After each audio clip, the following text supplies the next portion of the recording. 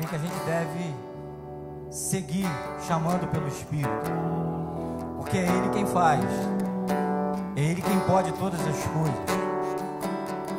Nós somos meros canais, nós não temos poder algum em nós, mas tudo é pelo Espírito Santo. Aliás, essa obra é do Espírito Santo. Então eu queria que você acompanhasse o Belga nessa canção, nessa oração, nesse refrão. Vem Espírito Santo, toma o teu lugar, Espírito Santo. Você pode fazer isso. Sobre nós,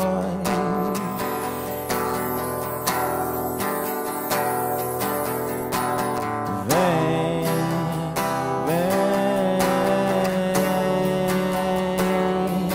sobre nós. Você pode dizer isso. Vem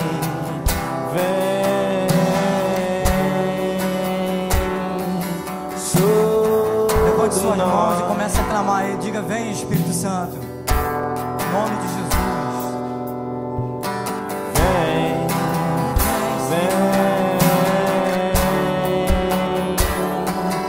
Sobre nós, Oh, vem, Senhor. Isso.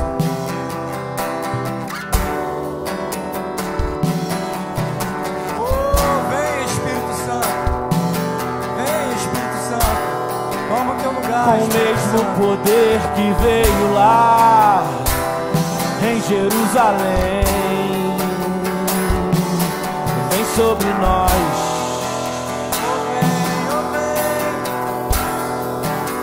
Da mesma maneira que inundou todos os da casa de Cornélio,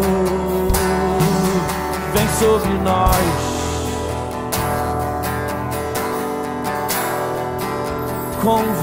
Convence-nos da justiça, do pecado e do juízo, e vem sobre nós. Aleluia. Senhor, eis-nos aqui, Senhor, diante de Ti, Pai, como igreja Tua, Pai, como menina dos Teus olhos, como amada Tua, Senhor. Nós estamos aqui, ó Deus, desejosos, ó Deus, do Teu governo, desejosos da Tua manifestação, Espírito Santo. Toma o Teu lugar, Espírito Santo, em cada coração aqui. Que aqui não haja lugar, ó Deus, para devagação de mente. Que aqui não haja lugar, Senhor Deus, para pensamento fora da Tua vontade. Mas que prevaleça, Pai, em nós a Tua vontade. Prevaleça aqui, Pai, entre nós a Tua vontade. Oh Espírito Santo, Tu és soberano, Tu és Senhor. Nada e ninguém pode impedir o Teu agir. E nós clamamos a Ti, Espírito Santo. Vem sobre nós. Sopra o Teu vento sobre nós nessa noite. Sopra o Teu vento, Pai. Em nome de Jesus. E que os nossos inimigos caiam um a um, Pai. Oh, em nome de Jesus. Para a glória e para a honra do Teu nome, Senhor.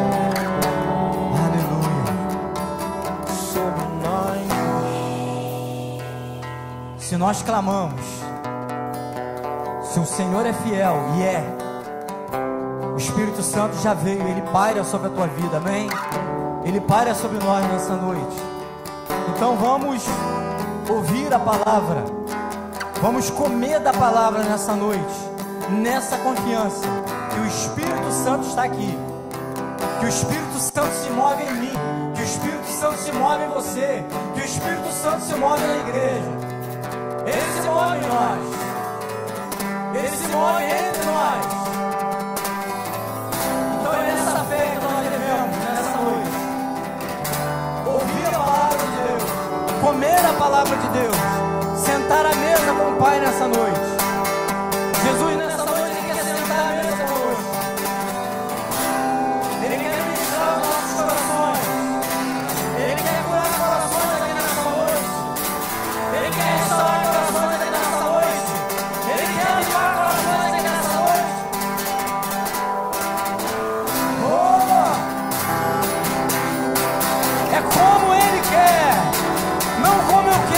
fazer como Ele quer. É Ele quem faz. É Ele quem move. Abre o teu coração. Deixa Ele mover. Deixa Ele te encher. Deixa Ele te encher. Deixa Ele te curar. Deixa Ele te restaurar nessa noite.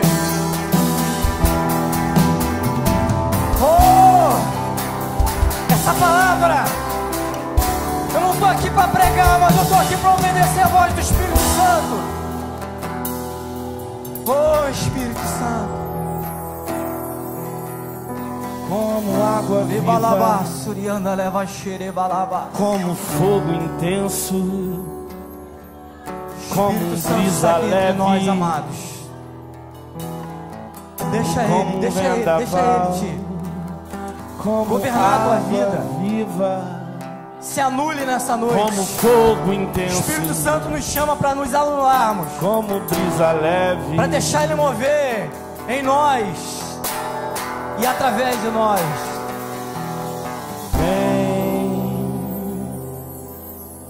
Vem sobre nós. Aleluia. Eu queria seguir nesse tempo.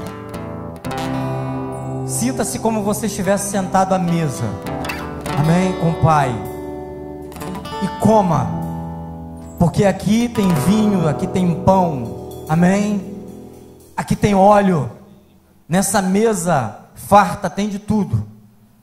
Então eu queria que você não se ausentasse daqui, porque nós temos a capacidade de nos ausentar pela mente.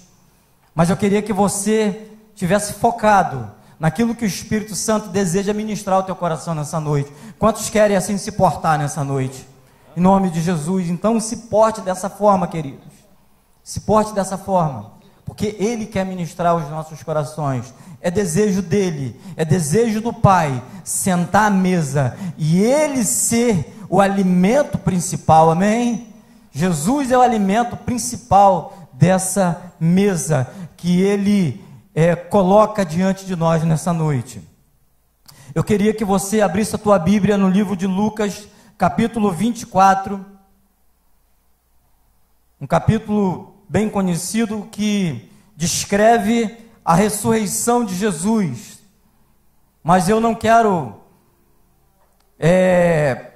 falar apenas da ressurreição de Jesus, mas eu creio que o Espírito Santo quer nos levar a gente dar viajar mesmo nas Escrituras nessa noite, na palavra de Deus nessa noite. O capítulo 24, a partir do verso 1, ele trata da ressurreição de Jesus. Quando os seus discípulos, quando Maria, eles foram ao túmulo no terceiro dia, e ali não encontraram mais Jesus, e elas começaram a anunciar o que ia acontecer ali, como que elas estiveram, aquelas mulheres estiveram diante do anjo, e o anjo havia dito para elas que o mestre não estava mais ali, mas que o mestre estava vivo, havia ressuscitado.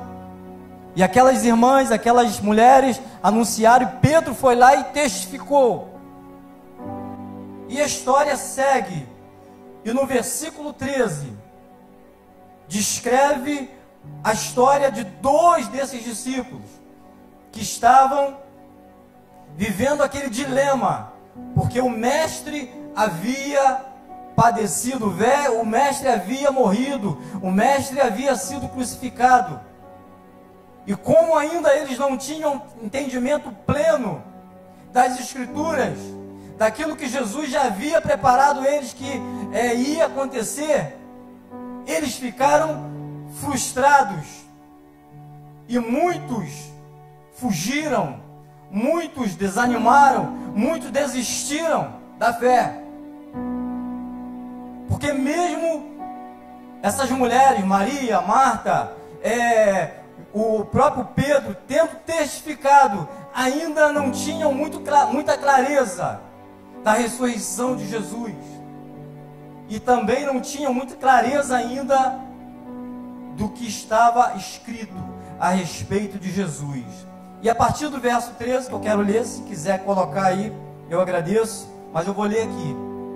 Diz o seguinte: naquele mesmo dia, 2 deles, ou seja, 2 dos discípulos, homens que andavam com Jesus, que viram os milagres de Jesus, estavam de caminho para uma aldeia chamada Emaús, distante de Jerusalém, 60 estádios, ou seja, 11 quilômetros. E iam conversando a respeito de todas as coisas sucedidas, ou seja, de todas as coisas que havia acontecido ali, em Jerusalém. Da morte de Jesus, de como ele foi entregue aos romanos, da sua crucificação, e também conversando daquilo que Marta e Maria, as mulheres, os demais discípulos haviam testificado. Todavia, pelo que a gente entende, pelo entendimento das Escrituras, a gente percebe que todos esses acontecimentos, eles ainda não tinham muita clareza, e por isso eles estavam saindo de Jerusalém e partindo para uma aldeia chamada Emaús. E aconteceu que enquanto conversavam e discutiam, o próprio Jesus se aproximou e ia com eles. Os seus olhos, porém, estavam como que impedidos de o reconhecer. Então lhes perguntou Jesus: que é isso que vos preocupa? Jesus se deparou com 2 discípulos saindo de Jerusalém, 2 discípulos preocupados, extremamente preocupados. Que é isso que vos preocupa? E de que ides tratando à medida que caminhais? E eles pararam entristecidos. Vejam bem, 2 discípulos preocupados e entristecidos. Por que não dizer frustrados? Por que não dizer amedrontados? Acovardados, sem clareza, sem perspectiva de fé, nenhuma perspectiva. Um, porém, chamado Cleopas, respondeu dizendo: és o único porventura que, tendo estado em Jerusalém, ignoras a ocorrência desses últimos dias? E ele lhes perguntou: quais? E explicaram o que aconteceu a Jesus, o Nazareno, que era varão profeta, poderoso em obras e palavras, diante de Deus e de todo o povo. E como os principais sacerdotes e as nossas autoridades o entregaram para ser condenado à morte e o crucificaram. Ora, nós esperávamos que fosse ele quem havia de redimir a Israel.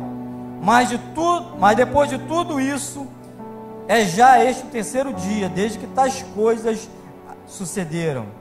É verdade também que algumas mulheres, das que conosco estavam, nos surpreenderam, tendo ido de madrugada ao túmulo, e não achando o corpo de Jesus, voltaram dizendo terem tido uma visão de anjos, os quais afirmam que ele vive. De fato, alguns dos nossos foram ao sepulcro e verificaram a exatidão do que disseram as mulheres, mas não o viram. Então lhes disse Jesus entra em cena para dar uma corrigida, para cooperar com esses 2 discípulos. E ele diz o seguinte: honestos e tardos de coração para crer tudo que os profetas disseram. Porventura não convinha que o Cristo padecesse e entrasse na sua glória? E começando por Moisés, discorrendo por todos os profetas, expunha-lhes o que a seu respeito estava em todas as Escrituras. Aqui tem algo tremendo. Jesus, ele poderia entrar num debate com aqueles 2 discípulos, mas Jesus, mais uma vez, ele lança a mão das Escrituras, daquilo que os discípulos conheciam, a palavra. E o texto está dizendo que ele começou a discorrer as Escrituras por Moisés até os profetas, falando a respeito deles mesmo. E quando se aproximaram da aldeia para onde iam, fez ele menção de passar adiante. Mas eles os constrangeram, dizendo: fica conosco, porque é tarde, e o dia já se declina.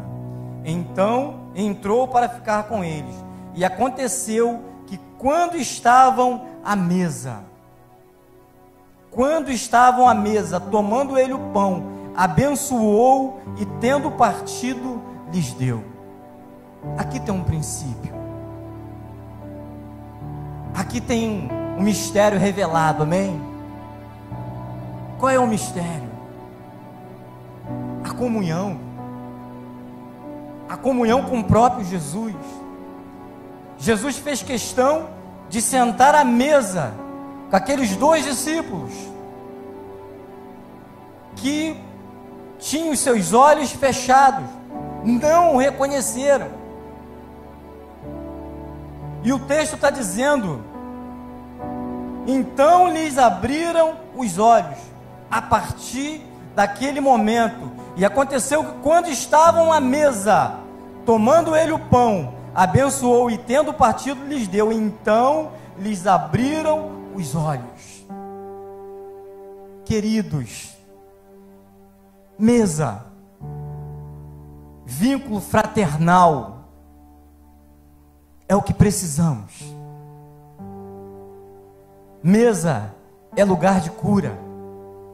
Mesa é lugar de alegria, de restauração. Eu, mais ou menos um mês e alguns dias atrás, eu estava no centro da cidade, estava aqui em Cabo Frio, e a minha esposa, as minhas 2 filhas e Gabriel, meu neto, eles me fizeram um convite. Vamos numa cafeteria. Eu tinha saído do dentista e me chamaram para gente na cafeteria.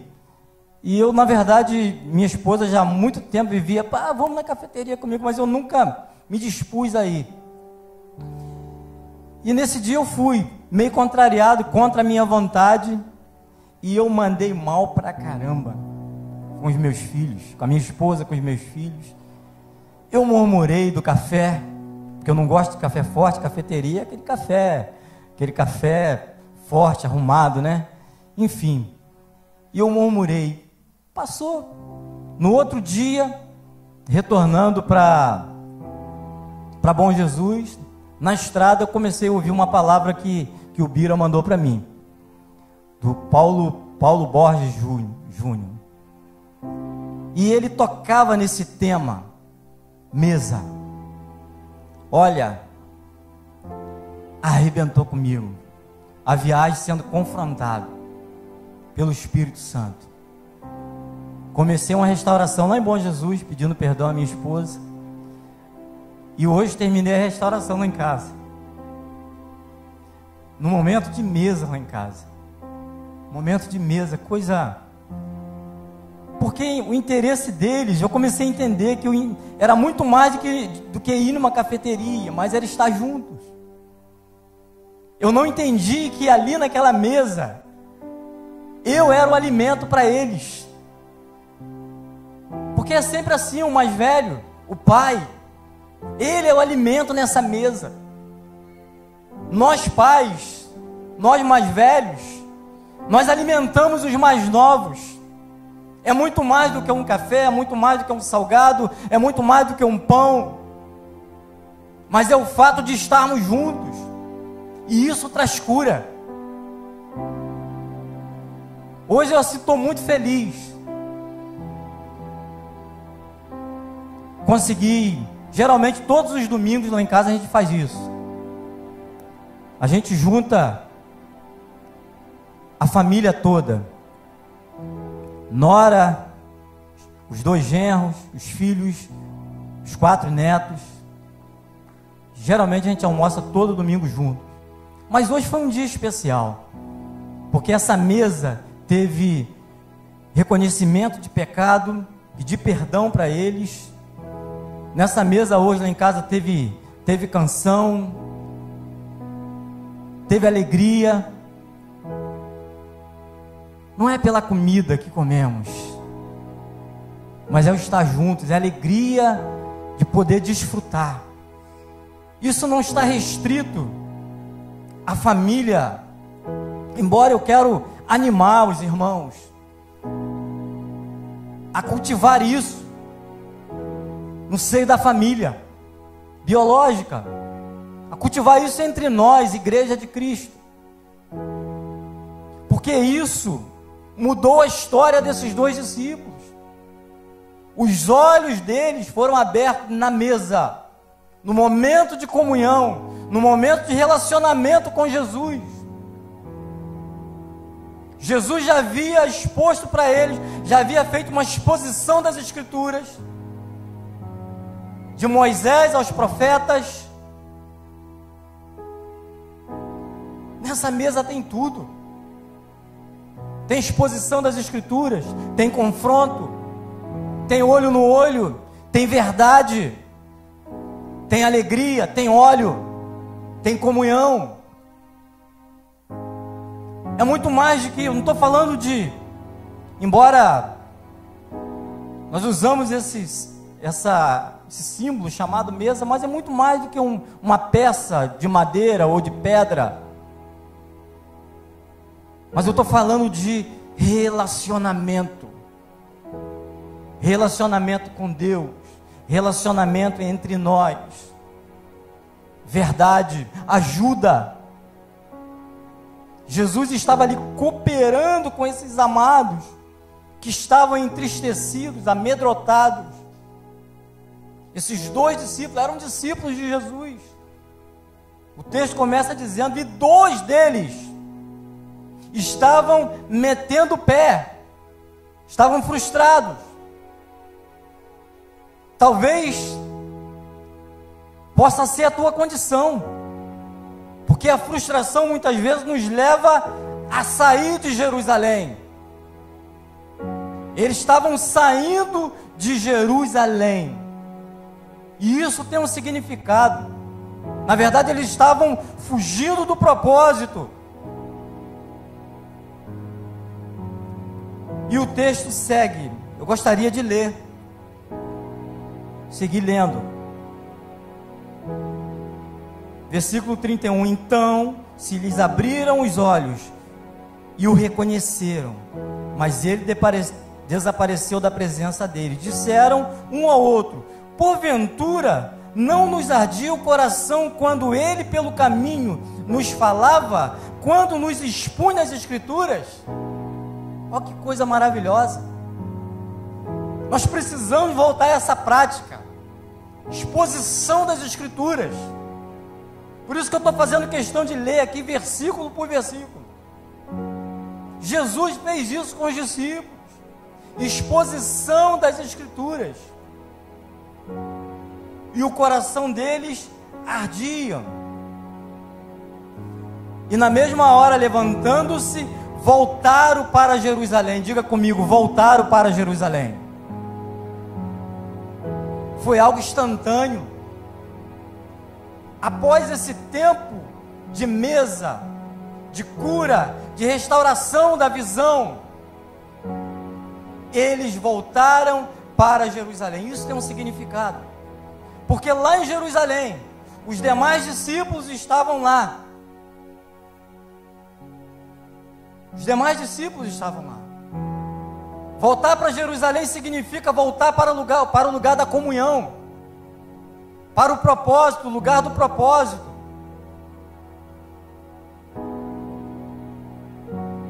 Voltar para Jerusalém significa voltar para a vontade de Deus.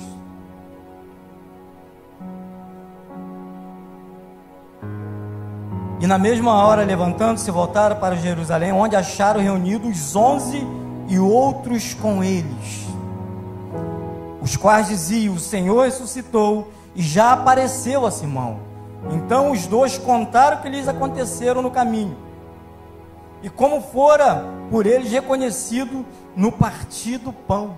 Novamente eles citam a importância da mesa. Como e por eles foi reconhecido no partir do pão. Na ceia, na comunhão, no relacionamento, eles reconheceram Jesus. Houve cura, houve restauração. O texto segue dizendo no 36, falavam ainda essas coisas quando Jesus, ou seja, os discípulos voltaram da aldeia de Emaús, retornaram para Jerusalém, testificaram daquilo que eles viram, daquilo que eles experimentaram em Jesus, e eles estavam ali testemunhando isso para os 11 e os demais discípulos, e de repente Jesus aparece nesse contexto. Falavam ainda essas coisas quando Jesus apareceu no meio deles e lhes disse: paz seja convosco. Eles, porém, surpresos e atemorizados, acreditavam estarem vendo um espírito. Mas ele lhes disse: por que estáis perturbados? E por que sobem dúvidas ao vosso coração? Vede as minhas mãos e os meus pés, que sou eu mesmo. Apalpai-me e verificai, porque um espírito não tem carne nem ossos, como vedes que eu tenho. Dizendo isto, mostrou-lhe as mãos e os pés. E por não acreditarem eles ainda por causa da alegria, estando admirados, Jesus lhes disse: tendes aqui alguma coisa que comer? Então lhe apresentaram um pedaço de peixe assado e um favo de mel, e ele comeu na presença deles. Mesa, mesa. Mais uma vez, a família, essa mesa na aldeia de Emaús estava restrita a 2 pessoas, 2 discípulos. Esses discípulos voltaram a Jerusalém, essa mesa ficou maior. Jesus se apresenta no meio deles, e ali novamente teve mesa. Jesus comungou com eles, e a mesa, ela não está restrita apenas ao que comer, ao mel, ao peixe, mas ali teve doutrina também, ali teve palavra de ânimo, porque os discípulos estavam frustrados, sem esperança, acuados. E Jesus, versículo 44, a seguir Jesus lhes disse: são estas as palavras que eu vos falei, estando ainda convosco, importava que se cumprisse tudo que de mim está escrito na lei de Moisés, nos profetas e nos salmos. Então lhes abriu o entendimento para compreenderem as escrituras.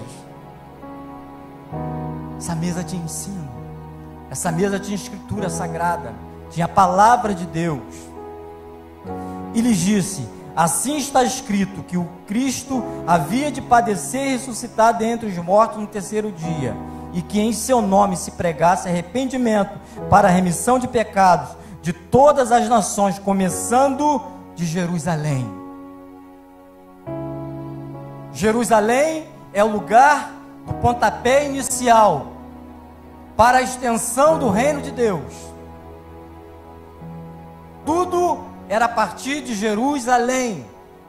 Por isso a importância de voltar para Jerusalém. Esses discípulos entenderam isso. Vós sois testemunha dessas coisas. Eis que envio sobre vós a promessa do meu Pai. Aqui tem um outro mistério. Permanecei, pois, na cidade, ou seja, em Jerusalém, até que do alto sejais revestidos de poder. Jesus não tem plano B, amém? Deus não tem plano B, Deus tem plano A. Ficar em Jerusalém fazia parte do plano de Deus, do plano A de Deus. E os discípulos precisavam entender isso. E a palavra para os discípulos era essa: permanecei, ficai, pois, em Jerusalém, até que do alto sejais revestido do poder. aqui tem um mandamento e aqui tem uma promessa. O mandamento era ficar, e a promessa era de ser cheio do Espírito Santo de Deus. A promessa de Deus, ela se cumpre em meio à obediência. Os 2 discípulos entenderam isso, entenderam que eles precisavam voltar para Jerusalém. Esses discípulos aqui entenderam que era necessário permanecer para ser cheio, amém? Quantos querem ser cheios do Espírito Santo aqui? Então você precisa permanecer, você precisa guardar a tua posição, amém? Guardar a tua posição, é tempo de guardar a posição, é tempo de permanecer no propósito. Esse voltar para Jerusalém, para nós, tem um significado espiritual. Eles precisavam ser cheios do Espírito Santo, porque na frente havia uma grande obra a ser feita, e com a grande obra a ser feita também haveria muita perseguição. Depois da morte de Jesus, houve muita perseguição. O evangelho cresceu, o reino cresceu, o número dos discípulos multiplicou. Todavia, em meio ao avivamento, em meio ao crescimento do reino, havia muita perseguição,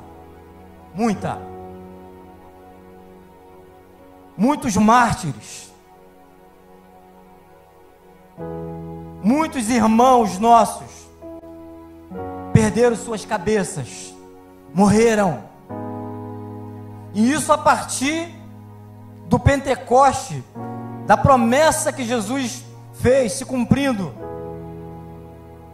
Atos capítulo 2, ao cumprir-se o dia de Pentecoste, estava ali em Jerusalém, pessoas de várias nações, de várias línguas, dialetos, e veio sobre eles os irmãos que estavam reunidos em oração, em Jerusalém, em comunhão, na mesa.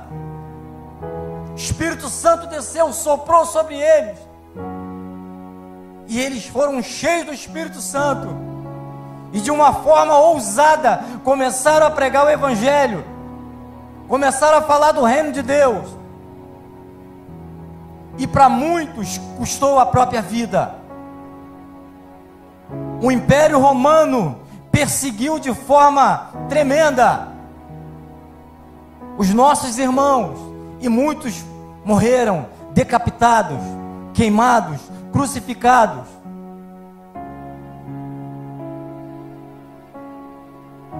Conta a história que no ano de 64, já na era cristã, o imperador Nero, ele, após, segundo os historiadores, colocar fogo em Roma,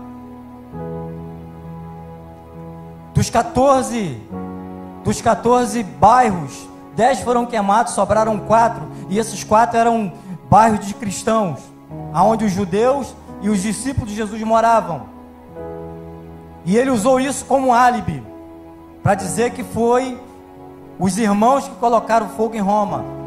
E ele começou a perseguir, e muitos dos nossos irmãos, a história diz que faltou madeira para fazer cruz, para crucificar os irmãos. Então, como não tinha mais madeira, eles jogavam um pinche no corpo dos nossos irmãos, e tacavam fogo, e ateavam fogo. Tamanha a perseguição. Queridos, deixa eu falar uma coisa para você. Às vezes a gente ora pedindo: Senhor, traz avivamento sobre nós. Quantos querem avivamento aqui? Agora a pergunta é: você está preparado para a perseguição?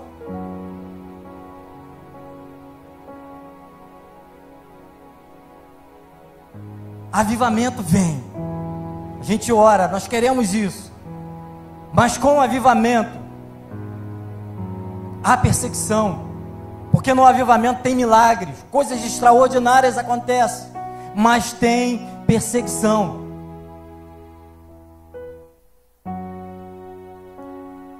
Mas para que o avivamento aconteça, para que o sopro do Espírito Santo venha, é necessário permanecer. O sopro do Espírito Santo só vem sobre aqueles que permanecem, sobre aqueles que obedecem. Assim foi na vida desses amados aqui. Eles obedeceram a voz de Jesus: permanecer em Jerusalém até que. Mas não precisa ficar com medo não, queridos, porque um homem de Deus, uma mulher de Deus cheia do Espírito Santo, ele não está nem aí para a sua própria vida. Ele está disposto a morrer, ele está disposto a pagar o preço.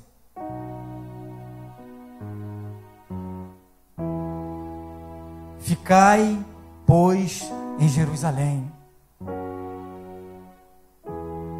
Isso significa que Jesus estava ali, no começo de tudo, lá atrás, preparando a sua igreja, a partir de Jerusalém, a partir do dia de Pentecoste, daquele sopro do Espírito Santo, daquele tempo de avivamento. E realmente foi um grande avivamento. E a conclusão que eu chego é que vivemos dias que a igreja precisa desse sopro, precisa desse avivamento, muito mais do que replé, muito mais do que alguns pulinhos, muito mais do que isso, mas pessoas dispostas a pagar o preço, a morrer mesmo, a morrer mesmo. Tem circulado aí no Congresso Nacional, né, uma PL chamada 2630, né, que fala do cerceamento da liberdade. E é possível que tenha muito crente orando para que isso, não, se essa lei for aprovada, haverá perseguição. Eu tive pensando, será que vale a pena a gente orar para que não aconteça? É necessário, é mister que aconteça a perseguição, amém? Amém? Quantos têm medo da perseguição aqui? E a perseguição vai acontecer junto com o avivamento. É necessário às vezes uma perseguição para que haja um despertamento. E eu não sei se vale a pena. Sinceramente, eu não orei. Eu tenho dúvida se eu devo orar ou não para que essa lei, porque o cerco está se apertando. Os países comunistas, a perseguição já é total. Tem muitos irmãos nesse exato momento morrendo e a gente não sabe, porque a mídia ela não divulga essas coisas.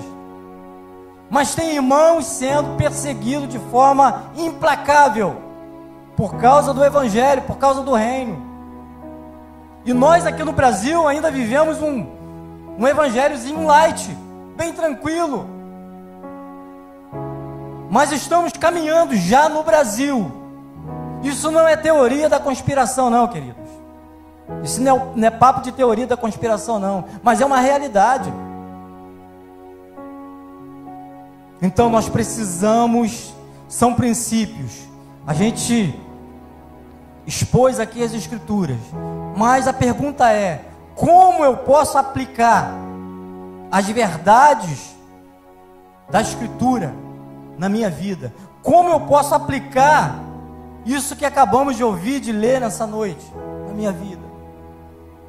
Número 1, palavra. Comer a palavra. Mesa.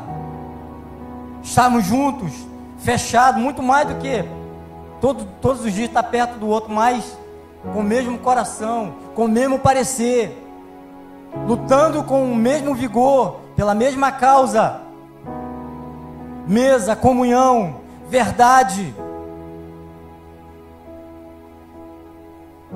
Porque isso precede a mesa, a oração, a comunhão, o estar junto, precede o sopro do Espírito, amém? Como que o Espírito vai soprar sobre nós se a gente está disperso? Se estivermos dispersos, o Espírito Santo fica impedido de fazer a sua obra. Precisamos estar juntos, não é isso que a palavra de Deus diz? Estando juntos Ele, no mesmo lugar, veio o Espírito Santo e soprou, amém? Estar juntos, nós devemos aplicar isso. Comer juntos faz parte, viver em comunhão, voltar às origens, voltar a Jerusalém, ter tudo em comum. Então são princípios que devemos aplicar de forma prática na nossa vida.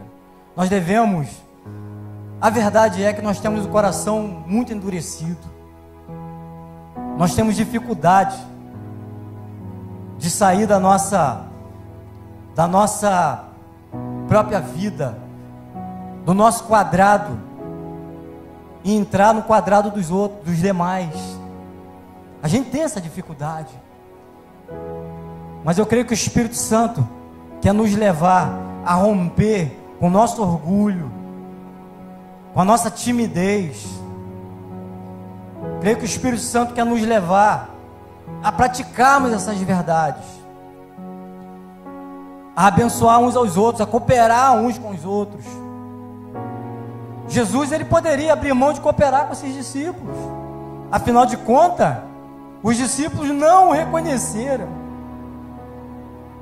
E às vezes nós temos dificuldade de cooperar com os nossos irmãos, porque às vezes nós não somos reconhecidos pelos nossos irmãos.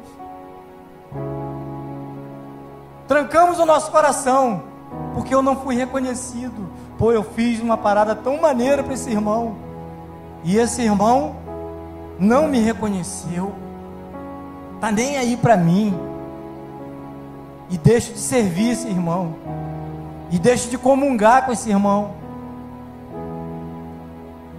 Precisamos romper com isso em nome de Jesus. Eu queria voltar essa canção, Bego. Cadê ele? Eu queria que você fechasse os teus olhos. Belga, tá na agulha aí? Então vamos invocar o Espírito Santo de Deus. Se você quiser ficar de pé, se você quiser ficar sentado, se você quiser ajoelhar, se você quiser abraçar o teu irmão, fique à vontade, tá? Eu não quero engessar ninguém aqui não. Quero deixar você à vontade. Mas uma coisa que você deve fazer é abrir o teu coração, deixar o Espírito Santo soprar o seu vento nessa noite sobre a tua vida, chamar esse vento. Se você quiser abençoar o teu irmão também pode fazer. Nós somos livres, querido. Você é livre de Deus. Se você quiser procurar o teu irmão aí, abençoar, orar pela vida dele, de repente um visitante que você trouxe, e você quer que ele se entregue, que ele entregue a sua vida para Jesus, faça isso, meu irmão. Vamos cumprir o nosso papel sacerdotal. Não é só vindo aqui que alguém entrega a vida para Jesus ou recebe a oração. Não, há poder, há vento do Espírito no meio de vocês aí, amém? Em nome de Jesus. Deus.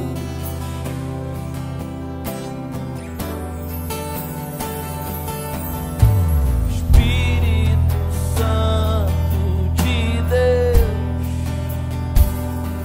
o Consolador enviado pelo Pai. Espírito Santo de Deus,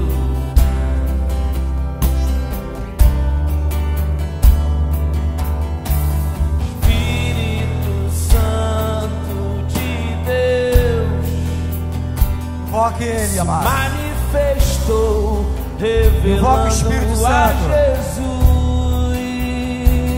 Diga, vem, como Espírito aquele Santo, que me dá armas para vencer o dia mau, aquele que me anima quando eu penso em desistir, como aquele que me dá dons pra que eu venha a servir meu irmão, minha irmã e também a mim.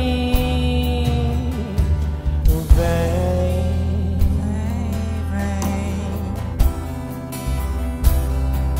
sobre nós.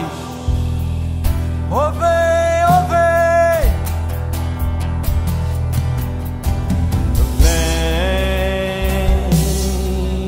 Vem sobre nós. Vem, Espírito. Com o mesmo poder que veio lá em Jerusalém.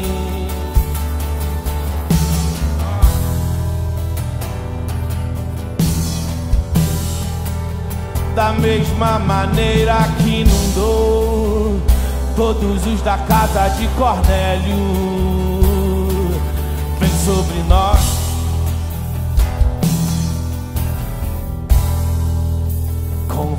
Convence-nos da justiça, do pecado e do juízo. Vem sobre nós.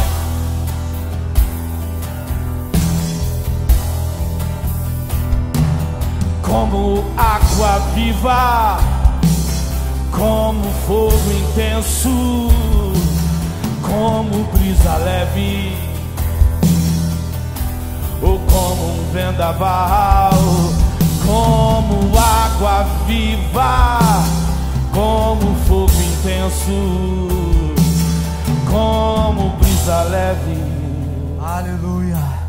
ou como um vendaval. Levante suas mãos, queridos. Água viva que flui de dentro de mim. Deixa fluir, deixa fluir. Como Deixa fluir o Espírito Santo. Intenso, Se você que fala queima língua palha estranha, em mim. se você tem mistério, abre a tua boca. Como brisa Deixa leve fluir o que Espírito. aquieta a tua alma, ou como um vendaval. Abra a tua boca. Você que é batizado no Espírito Santo, deixa fluir. Vem, Oh, vem. vem sobre nós.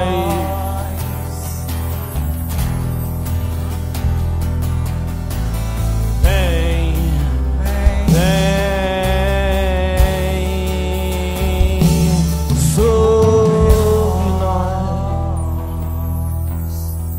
Oh, Espírito Santo. Com o mesmo poder que veio lá Oh, Espírito Santo. em Jerusalém, vem sobre nós. Aleluia. Da Glória a mesma maneira que inundou todos os da casa de Cornélio, vem sobre nós. Oh, Jesus. Convence-nos da justiça, do pecado e do juízo, e vem sobre nós.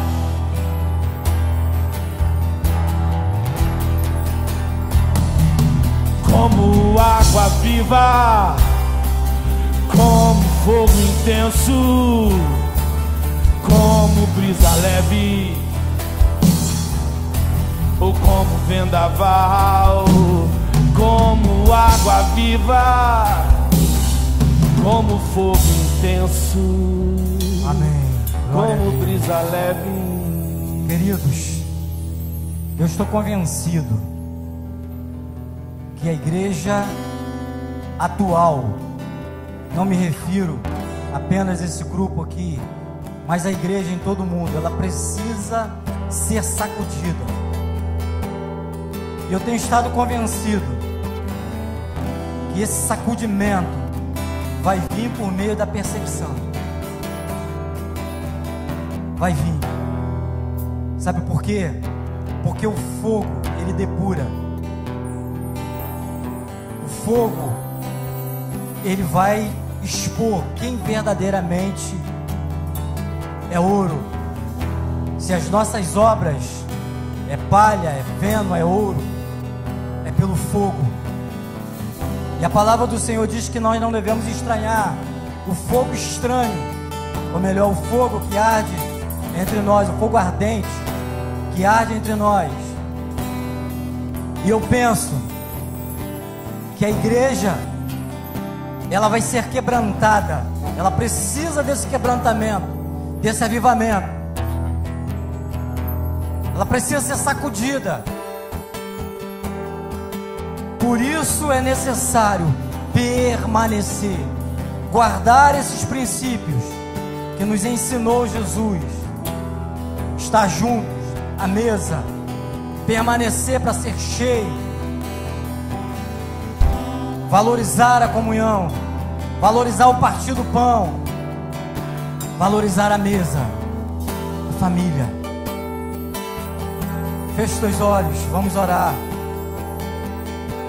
Pai, te louvamos pela tua palavra que é viva e eficaz, que é mais cortante do que espada de 2 gumes, que penetra na divisão da alma e do espírito, entre juntas e medulas, e cumpre tudo o que lhe apraz.